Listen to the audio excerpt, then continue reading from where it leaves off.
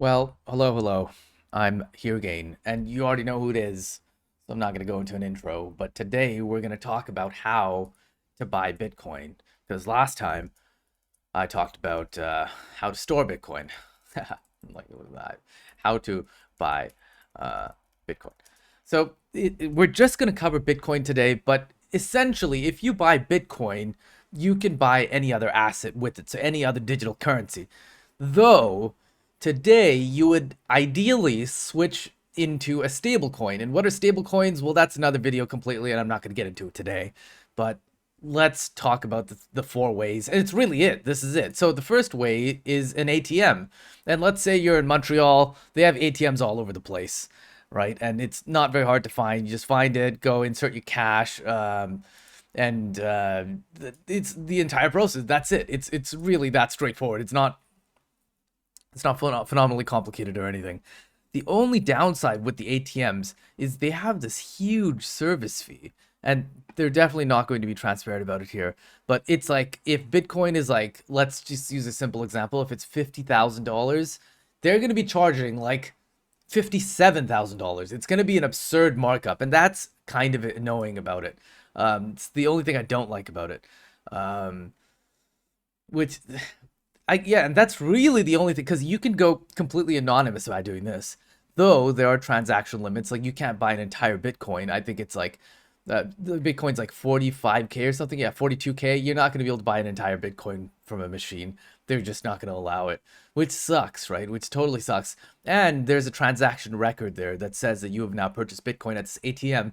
So it is trackable. So if you wanted to be completely off the radar, you'd have to go down another method. Unless, of course, these things, and this is a Canadian one, but I'm sure you can find an American one. Like if you were able to get a preloaded Visa card and you were able to purchase that, then there's a way that, or you go cash. And I believe these things allow cash, but I'm not fully sure. Um, yeah, okay, this is the team that's holding this thing together. Interesting. Yeah, so these are some of the downfalls. I need to drink my water because I lose my voice every time.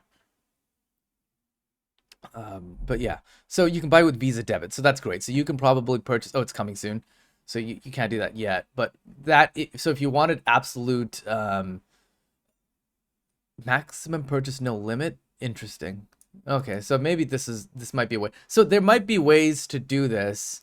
You can also purchase this via like in person. I don't know how that works, but I'll be certain that you do it. Definitely need to give some kind of like you'll have to give your debit card. I don't think you can walk in with like $45,000 of cash to do it.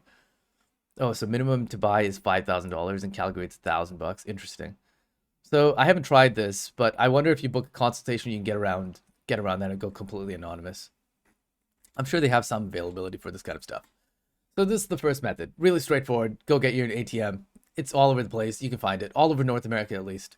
The second way is to go right through an exchange. Now this here you're getting a little bit more like you can go a little bit deeper into this. So you can use Western Union here, bank transfer, PayPal, transfer wire, these kind of things. And you could buy Bitcoin from somewhere like from the the other side of the world. And this is market price. And this is absolutely peer to peer. So this is the second option. This is a peer to peer exchange.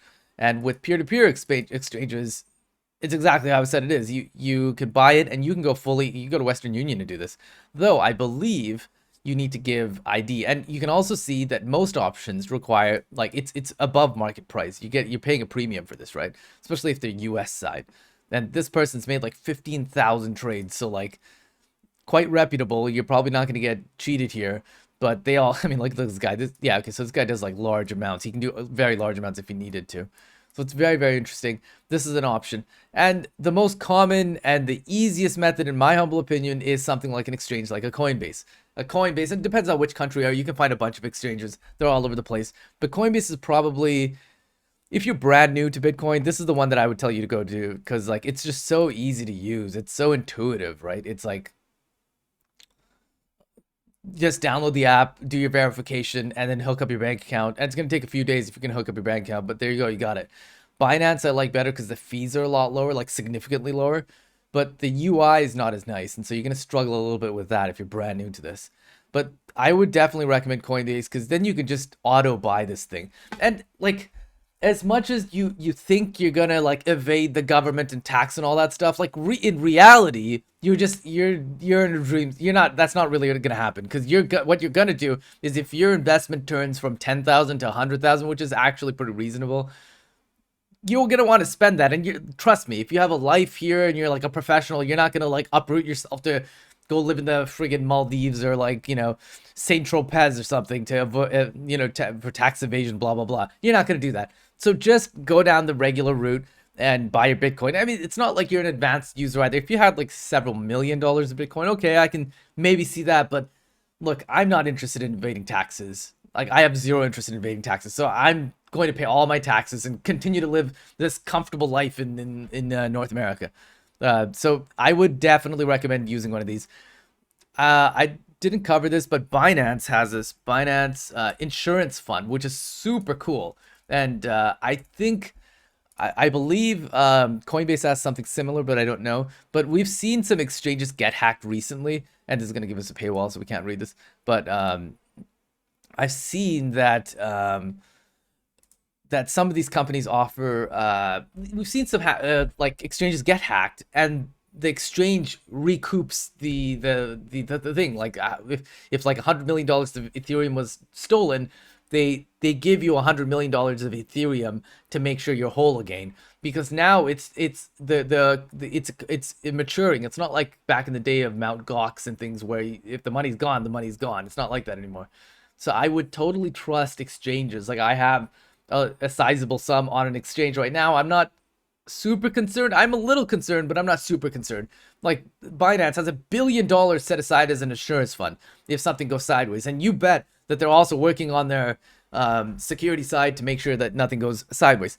And the last method here is in person or with a friend. So if your friend has Bitcoin and you want to buy Bitcoin, but you want to stay off the grid, now this is probably the most reasonable way. You get a paper wallet like we talked about last time, and you send your Bitcoin to the paper wallet, and bada bing, you're set, right? Like, here's a paper wallet. It doesn't have anything on it, but you can get your friend to load up your paper wallet with Bitcoin, and you're set to go. And there you go. Now you're fully off the grid, and you store this wherever you want to store it, and you're good to go. But I would not recommend a paper wallet for obvious reasons that we've talked about. Like, this thing gets wet, or rolls out the window, or your cat eats it, then your $100 piece of paper, it's literally like $100 if you have $100 on this, or $1,000 or 10 or 15 or a million, it's gone. So I wouldn't recommend a paper wallet. I would definitely recommend, and I don't have it here with me, but a hardware wallet, because oh boy, there's a lot to talk about. I'll make another video about why I prefer hardware wallets over everything else. Hardware wallets they've been built for exchange, the Bitcoin network, the blockchain, has hardware wallets integrated into it via BIP Bitcoin integration. I don't remember what the BIP 46 or something is, one of the protocols, and it makes it so much more. It's designed to be that way. It's designed to have these Merkle trees. Anyways, no, not Merkle trees. Anyways, I'll make another video. I'll research it and then make another video on it. But these are I think 4 ways to buy Bitcoin. Now, there's one that I didn't mention here. You could go, and I have Tor browser right here. You could open your Tor browser and buy through the dark web. And this is like, you can go pretty deep here, but you'll have, my concern with Tor browser is that you'll have to send your funds somewhere, and you don't know if you're going to get your funds back. So maybe if you were doing small dollar cost averages, like $100, okay, there you go. But if you were doing 10,000, 15, 100,000, okay, I don't know about Tor so much. This is if you wanted to go fully off the grid. But let's just use an example here. You buy your Bitcoin for, let's say you buy $100,000 of Bitcoin, and that 100,000 turns into $1 million. Not completely out of the question, right? That's completely reasonable the next 10 years. You have $1 million now, and you want to spend your money. Obviously, you want to spend it. Now, what, you're going to limit yourself just to places that accept crypto, which maybe in 10 years is a lot more places. But, there are some questionable things there, right? You want to pay your tax. You don't want to be, you don't want to evade taxes and everything. So there's some interesting questions. I don't have all the answers, of course, but these are interesting things to think about.